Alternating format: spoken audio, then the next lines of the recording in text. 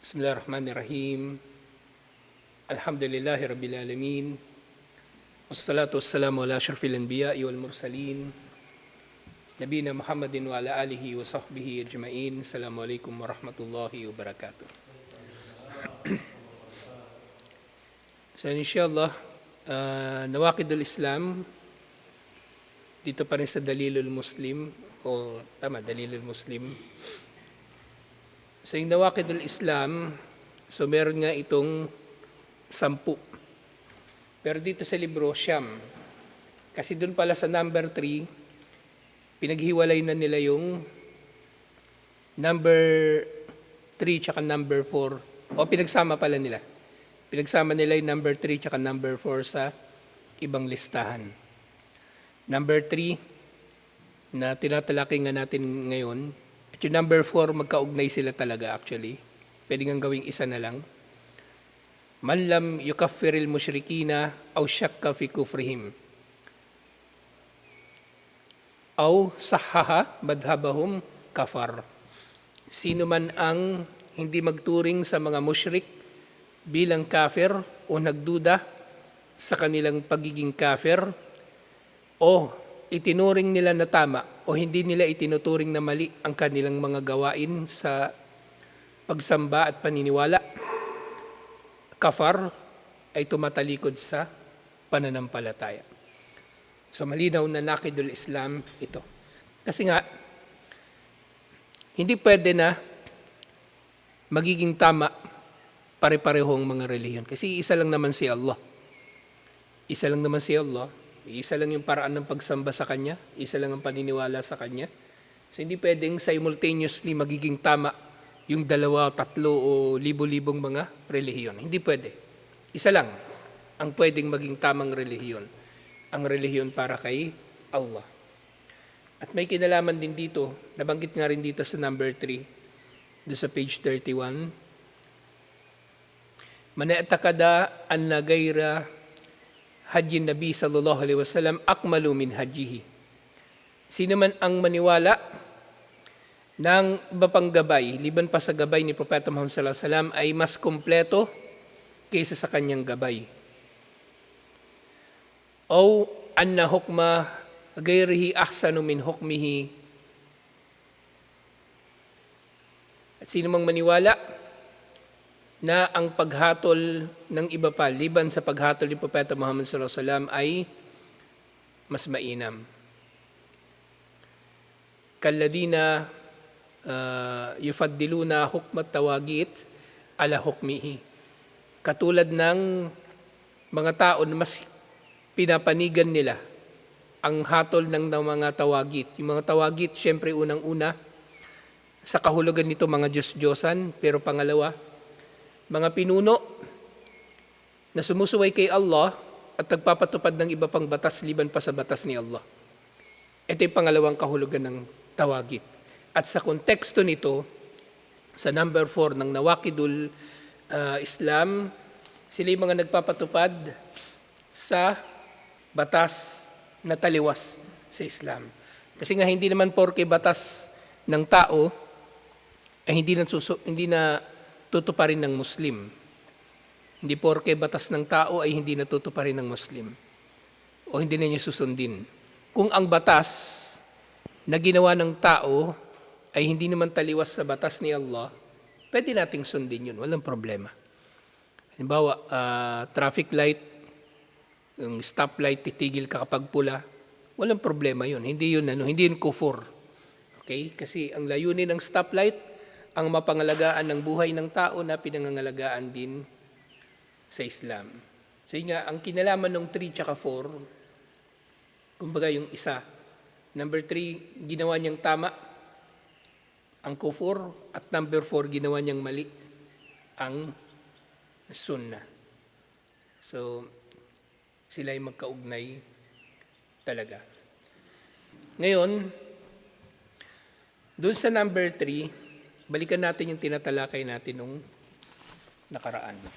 At malinaw sa mga sinabi ng ating mga scholar, lalong-lalo nga si Kadi Iyad, yung huli nating natalakay, Sinabi niya, al-ijma'u ala kufri man lam yukaffir ahadan minan nasara wal yahud wa kulla man faraka din al-muslimin aw waqafa fi takfirihim aw syak. Ang napagkaisahan daw ng mga ulama at ang mga Muslim ay ang kufur sa sino mang hindi nagtuturing sa mga Kristiyano o Hudyo bilang kafir. Pero syempre kasama na rin dito yung iba pang mga hindi Muslim na kafir al-asli, na originally hindi talaga sila Muslim. Pero doon sa usapin ng ridda, ng pagtalikod sa Islam, hindi tayo basta-basta manghihimasok doon. Pero malinaw syempre na hindi mananampalataya ang mga Hudyo, Kristiyano, Hindu, Buddhist at iba pang hindi Muslim. Shia, kahit nagpapakilala silang Muslim, malinaw ang kanilang kufur o kawalang pananampalataya. Kaya dapat natin sila ituring bilang kafir. Yung dito yung tinutukoy na man faraka din al-muslimin. So, katulad na nabanggit ko kagabi, yung sino mang humiwalay o naghihiwalay sa relihiyon ng mga Muslim, ibig sabihin umalis sa relihiyon ng mga Muslim, ito na yung murtad. So, sino mang hindi maniwala na nagiging kafir, ang murtad, nagiging kafir din siya. O kaya ay tumigil sa paniniwalang ito sa pagturing sa kanila na hindi kafir. So ito yung number 3 na nawakidul Islam.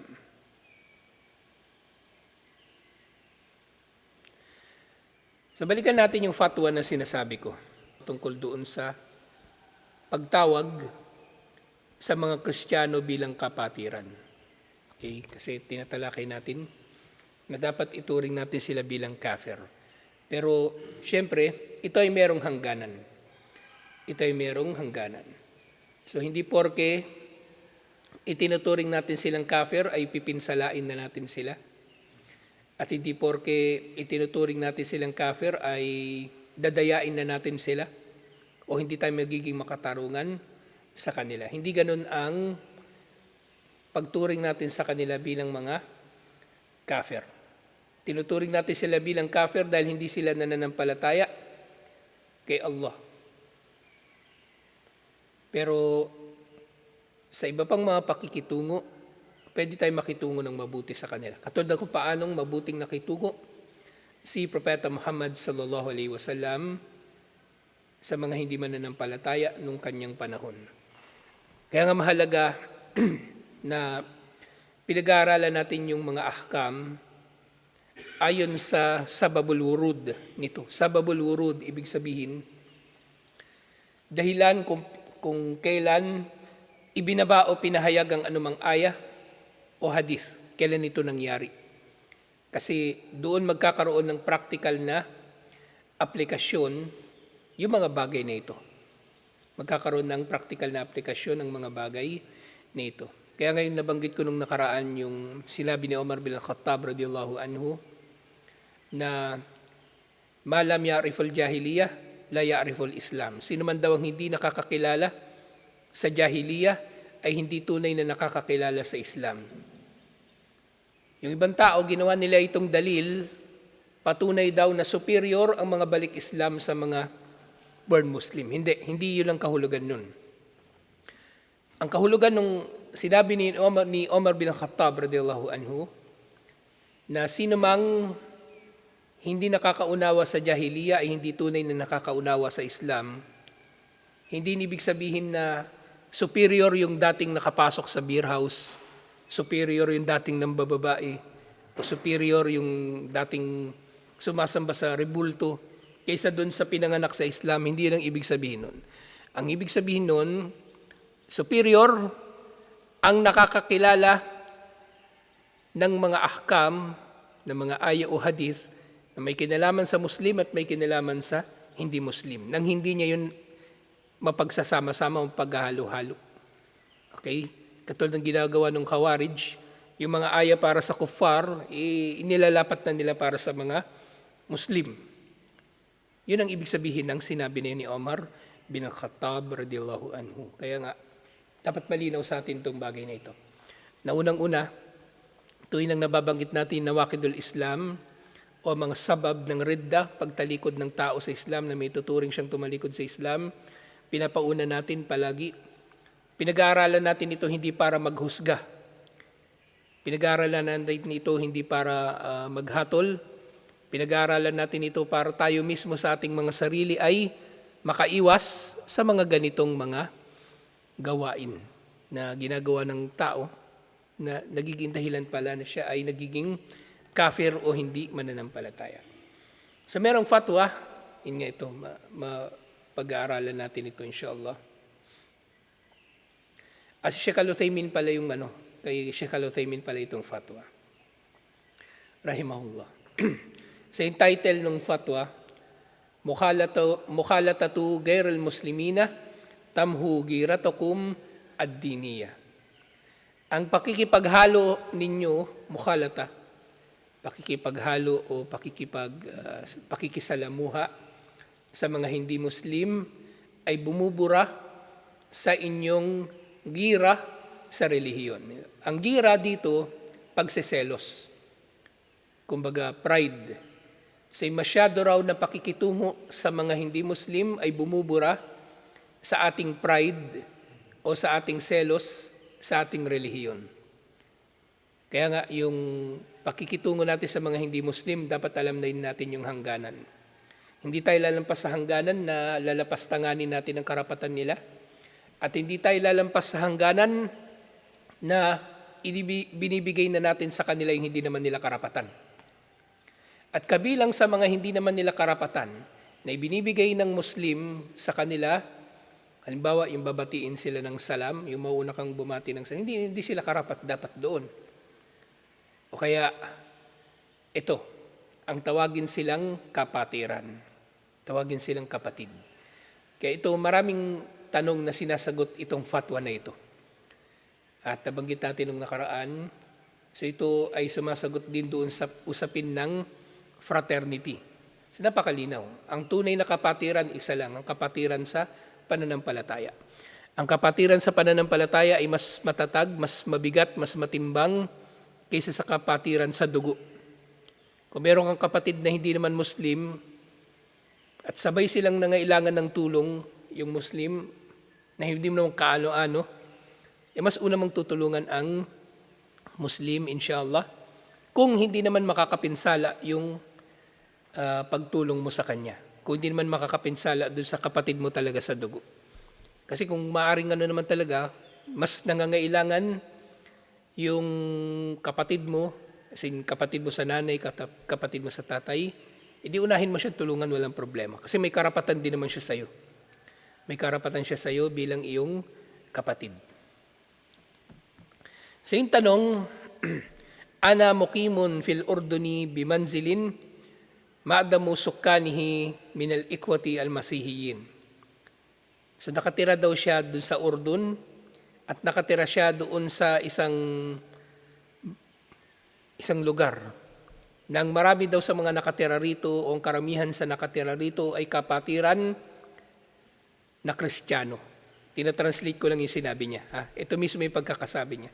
Nakatira daw siya sa isang bahay na ang karamihan sa mga nakatira rito ay kapatiran na Kristiyano. Yung alak, sa ibang fatwa pala yun, napaghalo ko lang, dalawang fatwa pala yun na magkaiba. Pero ito na yung ito yung mas tututukan natin. Na'kulu wa nashrabu ma'a ba'dina. So sama-sama raw silang kumakain at umiinom. Fahal salati batilatun wahal ikamati ma'ahum la tajus. Ang kanyang salaba ay tanggap o hindi tanggap dahil nakatira siya kasama yung mga Kristiyano. Sabi nga sa kanya, kapatirang Kristiyano. At ang kanyang pagtira ba kasama sila ay pinahintulutan ba o hindi pinahintulutan? So dalawa yung tanong niya. Tanggap pa yung kanyang sala kahit nakatira siya kasama yung mga Kristiyano? At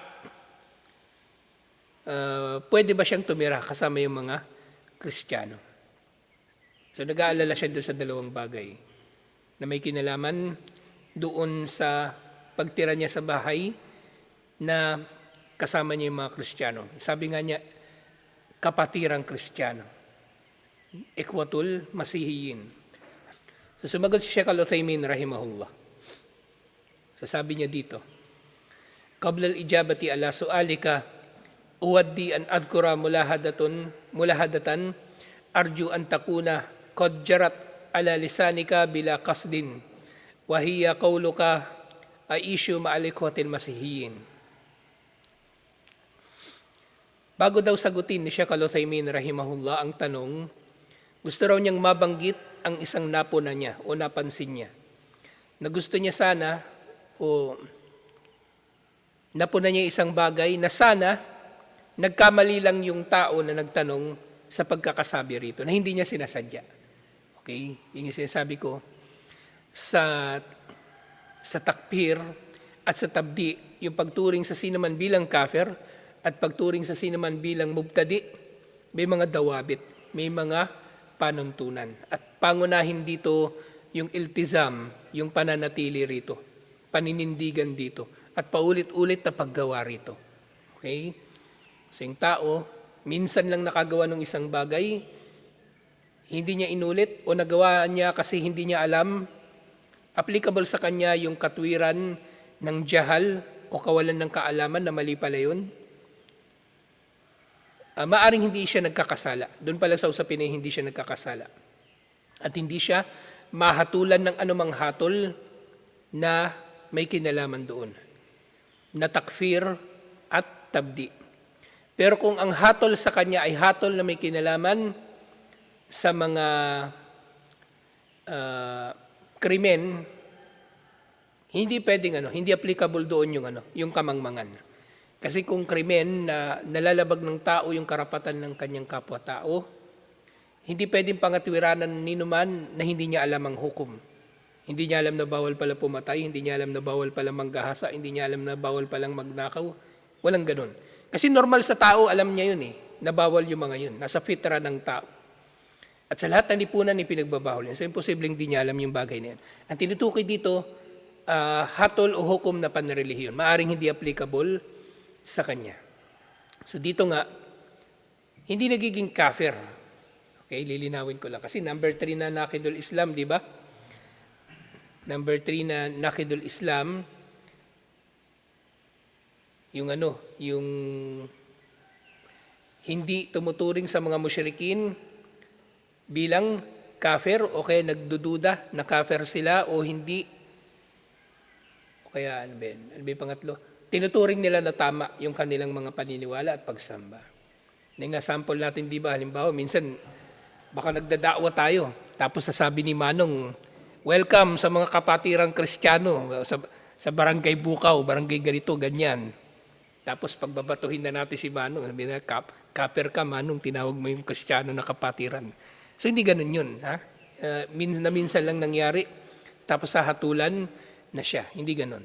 Kailangan yung iltizam. So yung sinasabi ng tao, napansin ni Sheikh Al-Uthaymin, agad-agad. So ganito yung matalino. Kapag mayroong mga bagay-bagay, dapat napapansin niya. Na sabi nga, ang matalino, hindi yung nakakaalam ng pinagkaiba ng tama sa mali.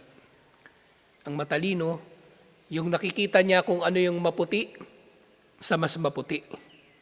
Okay? Yun yung tunay na matalino. Yung nga sinasabi ko nga lagi, ang talino, nade-develop yan ng tao Maaari ma-develop ng tao. Liban na lang kung aabot na siya sa limit ng hangganan ng kanyang talino. So parang yung talino kailangan hinahasa, kailangan ini-improve. May mga bagay na hindi malinaw sa umpisa, pero kalaunan kapag palagi mo nang nakakaharap ay nagiging malinaw na. So yung sample natin, di ba, halimbawa, yung kambal, pag una mong kasama, parang hindi mo makilala sino yung isa sa isa pa. Pero pag 2 taon mo nang kasama, hindi na sila magkamukha. Alam mo na yung pinagkaiba nila. So parang ganun. So ganun yung matalino. Alam niya yung, hindi lang yung alam niya yung tama sa mali, alam niya yung tama sa mas tama, at alam niya yung mali sa mas mali. Kasi maraming mga pagkakataon na, kumbaga hindi black and white yung mga bagay-bagay. Gray area merong mga syubuha, merong mga pagdududa. Katulad dito halimbawa sa katagang ito, kapatirang Kristiyano. Maring mga ngatwiran kasi nagsasabi nito. Pwede ko naman sila tawaging kapatirang Kristiyano. Kasi ang intention ko, bakit ko sinabing kapatirang Kristiyano, sasabihin niya, kapatiran daw sa pagiging tao o kapatiran kay Adan. May nagsasabi niyan Mali pa rin. Hindi pa rin pwede. Kasi ang pangunahin na kahulugan ng kapatiran, yung ukhuwa sa Islam ang pangunahing kahulugan ng ukhuwa sa Islam, ukhuwatul imaniyah. Hindi ukhuwatul insaniyah. Brotherhood sa pananampalataya at hindi brotherhood sa pagiging tao. Kasi may mga nangangatwiran Pwede kong sabihin yan kasi ang intention ko, kapatiran sa pagiging tao. Kasi lahat daw tayo nanggaling kay Adan, so technically magkakapatid daw tayo. Hindi pa rin. Pwede mo yan sabihin kung pinag-uusapan natin biology. Na pareho tayong tao. Liban na lang kung unggoy ka, baka hindi ka galing kay Adan. O buhaya ka, hindi ka galing kay Adan. Kung pinag-uusapan natin biology o genetics, na kumbaga pare-pareho tayong tao sa usapin, pwede. Ito pinag-iusapan natin na relihiyon Kaya nga si Nuh alayhis salam, di ba? Pinagalitan siya ni Allah. Innahu laysa min ahlik, hindi siya kabilang sa pamilya mo. Innahu amalun gayru saleh. Ang kanyang mga gawain ay hindi matuwid. Ibig sabihin, hindi siya matuwid sa kanyang pananampalataya. Hindi naman kasi siya nanampalataya kay Nuh alayhis salam. So, inalis ni Allah ang pagiging mag-ama nila. Kasi ang tunay na pagiging mag-ama sa pananampalataya. Kaya nga merong hukom sa Islam na la yarithul muslimul kafira, hindi maaring magmamana o magpapamana ang Muslim sa kafir. Yung magulang mo kafir, ikaw Muslim, namatay sila, hindi ka pwedeng magmamana sa kanila. Liban na lang kung buhay pa sila, ibinigay na nila sa iyo yung lupa o anumang gusto nila ipamana sa iyo. Kasi hindi yun pamana ibinigay na yun.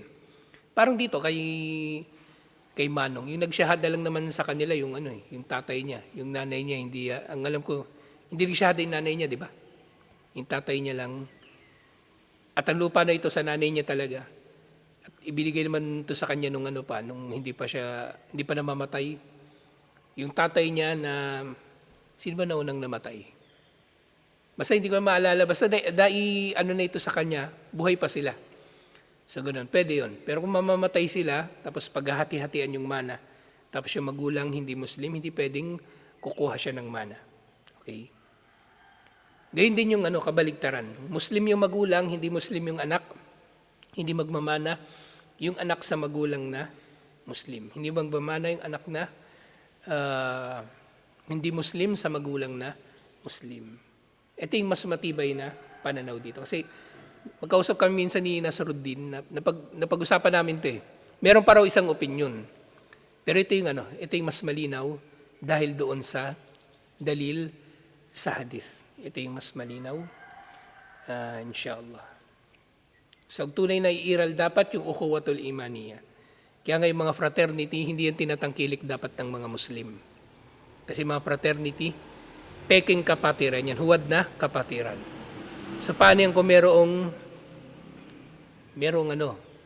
conflict of interest? So, magiging loyal ka ba sa fraternity mo o magiging loyal ka sa mga Muslim, unang-una? At syempre, mga fraternity, ang ugat nito ay mga sikretong organisasyon, unang-una organisasyon ng mga nagbintang ng kufur kay Sulaiman alayhis salam, na nakaugnay kay Sulaiman alayhis salam yung mga paniniwala sa mga karunungang itim. Yun, doon ang galing yun sa sinasabi nilang Temple of Solomon. At marami sa mga simbolismo sa occult o sa karunungang itim ay iniugnay kay Sulaiman alayhis salam. Pero nga, si Allah, nilinis na niya si Sulaiman alayhis salam. Sinabi niya, وَمَا كَفَرَ سُلَيْمَانُ وَلَكِنَّ الشَّيَاطِينَ كَفَرُوا. Hindi nagkafir si Sulaiman, pero yung mga satanas na nagturo sa mga tao ng Salamangka, sila yung hindi nanampalataya. At syempre yung mga mason na ugat ng mga fraternity, ng mga iba pang organisasyon ng mga mason.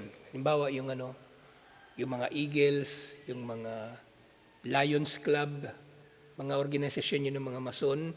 Ang kanilang mga organisasyon talaga, ang mga ninuno nito, yung mga samahan ng mga crusaders na nagpahirap ng mahabang panahon sa mga Muslim. Mga crusaders na sumakop sa Jerusalem, crusaders na nanakop sa bansa ng mga Muslim, crusaders na nakipagsabwatan sa mga Shia, crusaders na nagdulot ng napakaraming pinsala at hanggang ngayon dinidigma ng mga kufar ang mga Muslim sa layunin na ipagpatuloy yung krusada ng mga crusaders. So bakit iugnay mo yung sarili mo sa mga fraternity? Dapat nga wala kang kinalam. Dapat kinamumuhian mo yan bilang Muslim. Tapos ikaw proud na proud ka pa. Proud na proud ka pa na nakikipagkamay ka doon sa mga fraternity, yung t-shirt nila, suot-suot mo, post mo palagi sa Facebook, pagmumukha ng mga kabrad mo. Ano yan? Kumbaga, mapanganib na kalagayan. So sinabi ni Sheikh, napansin niya yung pagsasabi na tinawag niya yung mga Kristiyano bilang Ikhwatul Masihiyin, mga kapatiran na Kristiyano. Na nga, hindi pwedeng pangatwiranan nito ng Muslim na sinasabi niya bilang kapatid tinuturing niya silang kapatid bilang kapatid sa pagiging tao. Iba yon. Iba ang bagay na yon. فَإِنَّهُ لَا أُخُوَّةَ بَيْنَ الْمُسْلِمِينَ وَبَيْنَ النَّصَارَى أَبَدًا. Walang maaring kapatiran ang iiral sa pagitan ng mga Muslim at ng mga Kristiyano kahit kailan. Walang kapatiran na iiral. Pero nga nililinaw ko, ang tinutukoy nga dito yung ukhuwatul hakikiyah, ang tunay na kapatiran sa pananampalataya. Okay? Nililinaw natin ito. Kasi malinaw ang paninindigan natin sa al-wala wal bara. Na tayo ay matapat sa mga Muslim at walang kinalaman sa mga hindi Muslim. Malinaw ang paninindigan natin sa al-wala wal bara, pero hindi tayo aapak sa karapatan ng hindi Muslim. Hindi natin lalampasan ang hangganan ng kanilang mga karapatan. Oo, itinuturing natin silang hindi mananampalataya. Oo, kumbaga inilalayo natin ang ating mga sarili sa masyadong pakikisalamuha sa kanila kahit malapit na kamag-anak nang sa gayon hindi may maapektuhan ng ating relihiyon. Pero hindi nga ito nangangahulugan ng katulad ng paniniwala ng mga terorista na pwede natin silang hold upin, pwede natin silang dayain. Natatawa pa nga minsan yung mga Maranaw din nagkwento sa akin. Sabi nung isa, alam mo yung mga Maranaw kaya nagbebenta ng shabu yan, gusto nila masira utak ng kupar. So parang gusto niyang sabihin, yung mga Maranaw na pusher, nag-jihad, na gusto niyang sirain daw yung utak ng kuffar. Pero hindi ganun. Sige, sira yung utak ng kuffar, sino ba bibiktimahin yan? Bibiktima rin naman ng Muslim yan, di ba? Di lalo nang nalintikan. Hindi tamang pag-iisip. O kaya may makakaisip na yung mga kuffar, sabi niya, kuffar naman yan, pwede kong pagnakawan yan. Kuffar naman yan, pwede kong dayain yan. May bumili sa kanya sa palengke, may tindahan siya sa palengke. Yung Muslim, binigay niya sakto 1 kilong galunggong. May bumiling kuffar. Binigyan niya 900 grams lang. Kasi sabi niya, kuffar naman yan, iamo yan. Hindi pwede. Hindi pwede. Kailangan magiging makatarungan pa rin tayo sa kanila. Ang malinaw dito, yung kapatiran ay sa pagitan lang ng Muslim. Kasi merong dalawang extreme dito Yung extreme na talagang winawalang hiyanan nila yung mga hindi Muslim, yung ay mga terorista. At yung mga extreme naman na ginawa na nilang parang Muslim din yung hindi Muslim.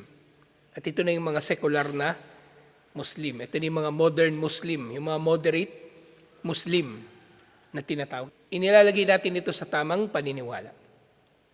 Oo, walang kapatiran sa pagitan ng Kristiyano at Muslim kahit kailan. Pero hindi ibig sabihin na gagaguhin natin sila o hindi tayo magiging makatarungan sa kanila o aapihin natin sila. Hindi pwede. Al-ukhuwatul imaniyah, ito lang ang tunay na pananampalataya. Kama qala Allahu azza wa jalla, Innamal mu'minuna ikhwa. Ang mga magkakapatid lamang ay ang mga mananampalataya. O ang mga mananampalataya, sila lang ang magkakapatid. So ito nga yung ibig sabihin ng innama. Kapag makita kayo ng aya o hadith na merong innama, ito ay, kumbaga, tumutukoy sa pagiging exclusive ng subject doon sa predicate. Nagiging exclusive yung katangian nito ng subject doon sa predicate. Ibig sabihin, yung mu'minun, sila lang ang magkakapatid. Sila lang. Itong ibig sabihin ng innama. Kaya nga yung innamal a'malu binniyat, ang tamang translation noon, mas eksaktong translation, ang mga gawain ay hahatulan lamang sa pamagitan ng intensyon. Ang mga gawain ay hahatulan lamang sa pamagitan ng intensyon. Intensyon lang yung titignan. Pero siguro, nabanggit ko na ito dati, di ba? Isipin ng tao, paano yung mutaba atus sunnah, pagsunod sa sunnah? Hindi ba yung titimbangin? Actually, yung mutaba atus sunnah, hindi magagawa ng tao liban na lang na siya ay mayroong ikhlas. Tanging may ikhlas lang ang maghahangad na masunod ang sunnah. Kasi mga gumagawa ng bid'a, asahan mo na. Kaya gumagawa ng bid'a yan dahil sa kayabangan, dahil sa pagmamalaki, dahil sa kawalan ng ikhlas. Kaya nga, ang marami sa mga gumagawa ng bid'a, gusto nila yung bid'aan nila bongga. Gusto nila yung bid'aan nila nasasaksihan ng ibang tao. Kasi walang ikhlas. Ang tunay na may ikhlas, gagawin niya ang gawaing pagsamba ayon sa sunnah ni Propeta Muhammad sallallahu alaihi wasallam sa abot ng kanyang makakaya. Kasi itong innama, tuwing ang mababasa ninyo, ito ay tumutukoy sa exclusivity. Ang mga Muslim ay exclusively kapatid ng kanyang kapwa Muslim. Itong ibig sabihin ng innamal mu'minuna ikhwa. Sila lang ang magkakapatid. Hindi kasama yung mga hindi mananampalataya.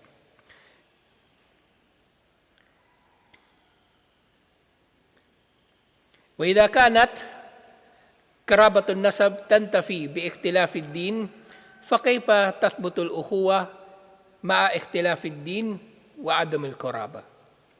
So ito sinasabi nga ni Sheikh.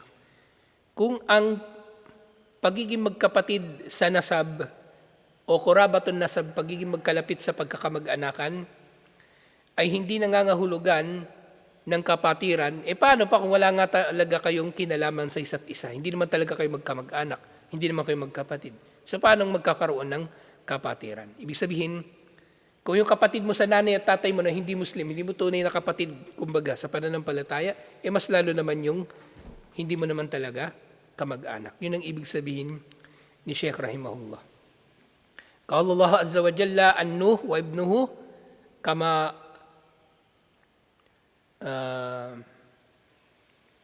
sinabi ni Allah do sa Quran na sinabi ni Nuh alayhi salam,